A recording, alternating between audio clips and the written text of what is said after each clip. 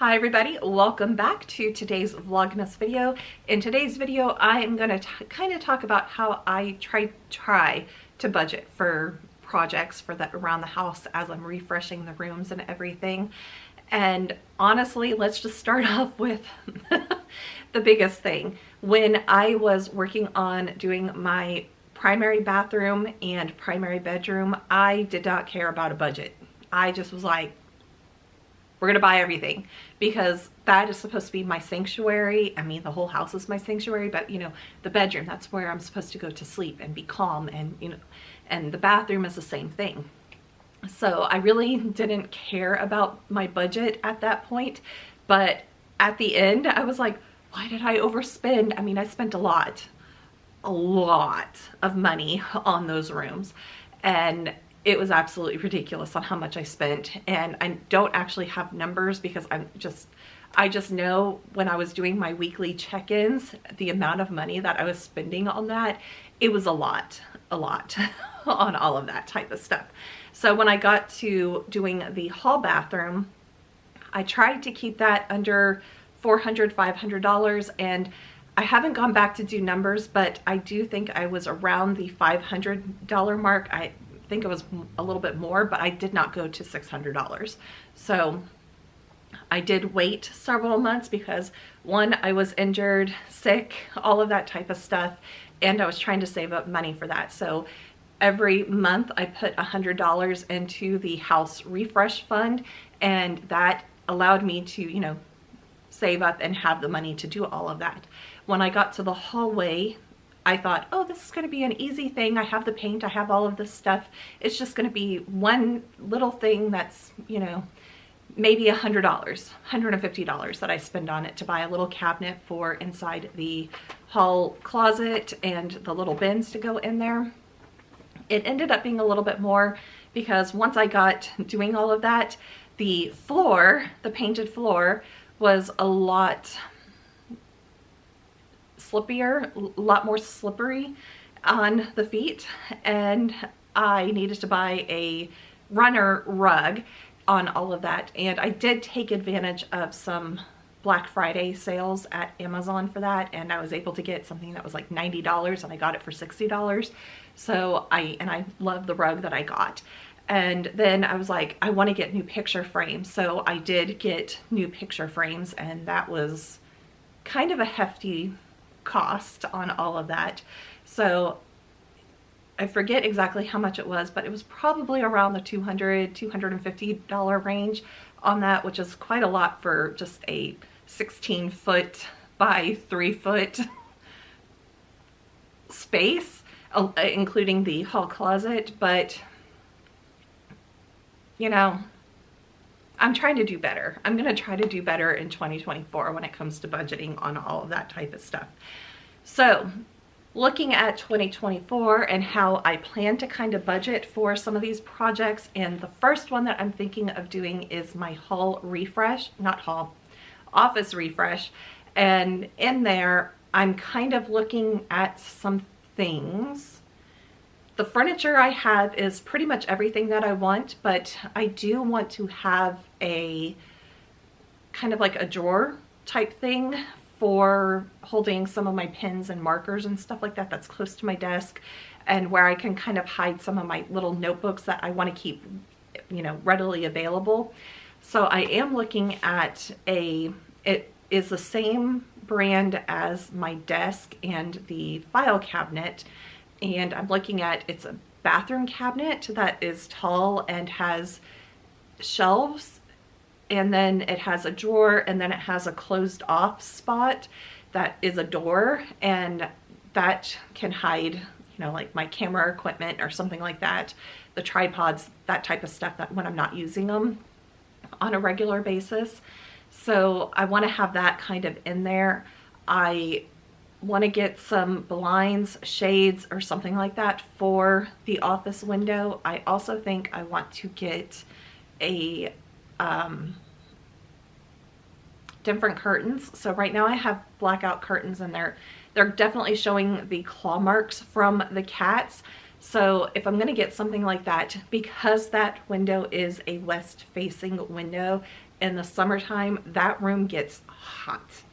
And with me having my office in there with the computers, it adds into the heat in there as well. So I really want to get shades. I think I want to get like roller shades or something like that that are blackout, and blackout curtains, just so that way I can pull that and just keep the heat out of there. I don't really want to do that because I like the sunlight, but when you're dealing with heat, it's the better option is to close it all off. So there is the thought that that I get a lamp, kind of like a floor lamp or something like that, or a desk lamp that I can put, that will be one of those that is used by people in the north that during the winter times when they don't get enough sunlight, so to get the UV rays or something like that. So I'm going to look at that, so that way in the summertime, since I'm sitting there at the desk, there's no plan with my work for us to return to the office full time. I don't think I'm going to need any paint for the closet, the room, the ceiling, the floor, but I will double check that before I start it. So that is something to think about if I need to get any of the paint supplies like paint rollers and all of that type of stuff, paint brushes, that stuff to add into the budget. Caulk, I'm definitely going to get that to go around the baseboards, between the concrete and the baseboards, because I noticed when I didn't do that, I had a lot more bugs showing up in the house. So I need to seal off around the baseboards in all the rooms now. And that's one thing that I've been trying to do after the hallway. The hallway is where I started that. So I need to go back into all of the other rooms that I've already done and do that. And I need to change out the air vent cover because it is a plastic cover. So I'd like to get a metal one. The plastic ones were put in 2008, and they are just, most of the time when I pull them off, they are just caked in mildew. And I mean, that happens when you're running the AC. So I do try to clean those on a regular basis, especially when the AC is running. But yeah, pretty much everything else in the office is there. So it's kind of, I might get a rug to go in there, but I don't know. I'm gonna have to just test it out and see. But it's like thinking about it, I'm like, okay, the cabinet is probably about $150 when you add in shipping and taxes and all of that type of stuff. Blinds can, for that size window, it's gonna be between $100 and $200 because it is a big, long, short window.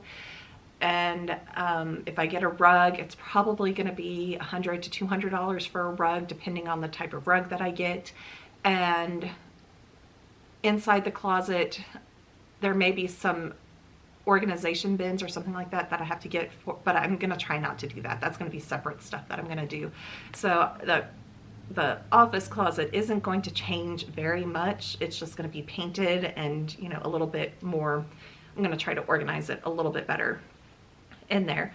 So really and truly, the office I'm going to try to keep under $400, $500 and all of that. When I go into the guest bedroom, it's going in there, and by that point I may need to get more wall paint, so have to add that in there. And then I may have to get more floor stain, that type of stuff. So paint supplies, have to get it added in there. So we're looking at maybe $150, depending on when the sales are to get the paint supplies. Let's see. I want to change out the bed completely, bed frame bed completely. I'm looking at the Himnes day bed from IKEA, and that is, I think, $500 without a mattress. I would probably go and get a separate mattress, let my mom like test ride some mattresses, and not get the ones that IKEA, the thin like 6-inch mattresses, because that's absolutely ridiculous. On that, I understand the reason, but when you pull the bed out to be a king size bed and you put those, it's not comfortable at all.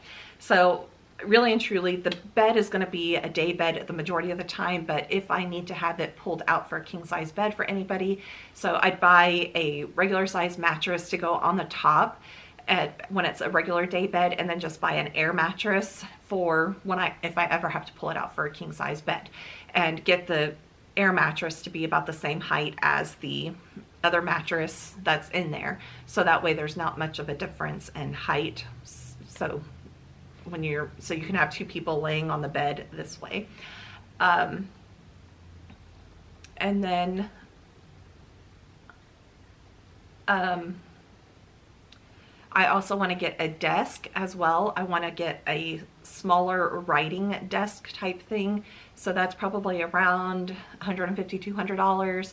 So, okay, $500 for the bed, $200 for the writing desk. So that we're at $700. Then a mattress, depending on what type of mattress we get, it could be anywhere from $100 to $500. So I always try to go for the larger amount. So another so we're at $1,200 already. So when I budget, I try to go for the highest amount. So that way, if I find deals, I can, get it lower. So we're at $1,200 right now. And then, I'm trying to think what else. I don't think I need to buy anything else. The dresser's going to stay in there, and some of the other things, the chair, desk chair, I'm just going to use one of the dining room chairs that I have that's available. And because I have 8 chairs and 6 are around the table, so 2 are actually in storage in the closet and in the guest bedroom closet, stuff like that. So that's kind of how I budget for it. I look at things. There are times when I actually get into the project and go, oh crap, I need this. So that happened in the hallway, where I was like, I have enough wall paint to be able to paint the hallway and the hall closet and be done with it. It turned out I only had enough paint for 1 coat. So I then had to go to Sherwin-Williams to get another can of paint. This is kind of how I budget for things. I walk into the room and I start writing a list of all of my wants and needs and desires and everything that I want to do to the room. And I did that for my hall bathroom. I went in and wrote a list of everything. And then I started going to Amazon and Home Depot and Lowe's and all of that type of stuff to see if I could find the things that I wanted. And then I started writing down the cost of everything.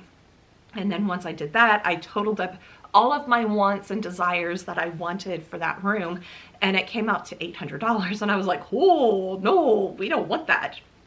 So then I just started going through, okay, we don't need to get that. We don't need to get that at this point. That's just a long-term, like a tub spout was one that I put in there. And it does need to be replaced. But I did a cosmetic thing to the one that I have. Basically, the tub spout is the original tub spout from when the house was built in the 70s.